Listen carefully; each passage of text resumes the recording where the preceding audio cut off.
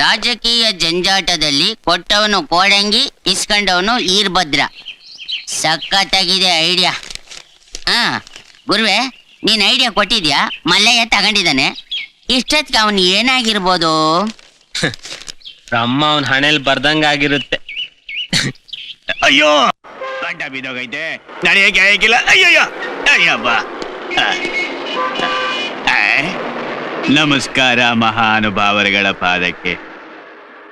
ನಮ್ಮಪ್ಪ ಉಡುಪಿ ಕೃಷ್ಣನ ಮೇಲೆ ಆಣೆ ಮಾಡಿ ಹೇಳ್ತೀನಿ, ನೀವು ನಿಜವಾಗಿಯೂ ಚೋರುಗುರು ಚಂಡಾಳ ಶಿಷ್ಯರೇ. ವಾ, ನಾನು ಯಾವ ಜನ್ಮದಲ್ಲಿ ನಿಮ್ಮ ಋಣ ತಿಂದಿದ್ದೀನಿ ಅಂತ ಮಾರಾಯರೆ.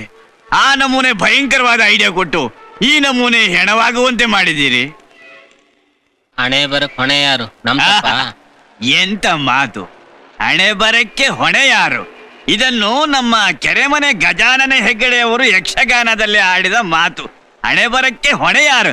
ಯಪ್ಪ, ನಿಮ್ಮನ್ನ ಐಡಿಯಾ ಕೇಳಿ ತಪ್ಪಿಗೆ ನಿಮ್ ಮೆಟ್ ಕೊಟ್ಬಿಟ್ರೆ ನನಗ್ ನಾನೇ ಹೊಡ್ಕಂತೀನಿ. ಅಲ್ಲ, ಈ ಮೆಟ್ಟಿನ ವಿಷಯಕ್ಕೆ ಚಿಂದಿ ಚಿತ್ರಾನ್ನ ಆಗಿದ್ರು ಮತ್ತೆ ಮೆಟ್ಟು ಅಂತಿರಲ್ರಿ. ನೀವೆಂತ ಬಂಡ ಇರ್ಬೇಕು. ನಗ್ರಿ ನಗ್ರಿ, ಚಂದ ಮಾಡಿ ನಗ್ರಿ ಮಾರಾರೆ, ಯಾರು ಬೇಡ ಅಂತಾರೆ. ಆದ್ರೆ ಒಂದ್ ಮಾತು ಜ್ಞಾಪಕ ಇಟ್ಕೊಳ್ಳಿ, ಮುಂದೆ ನನಗೊಬ್ಬ ಮೆಟ್ಟಿನಲ್ಲಿ ಒಡೆಯುವ ಈ ಭೂಮಿನಲ್ಲಿ ಹುಟ್ಟಾನೆ, ನನಗೆ ಹೊಡಿತಾನೆ. ಅನಂತರ ನಾನು ಎಂತ ಆಗ್ತೀನಿ ಗೊತ್ತಾ? ಭಾರಿ ಮಂತ್ರಿ ಆಗ್ತೇನೆ.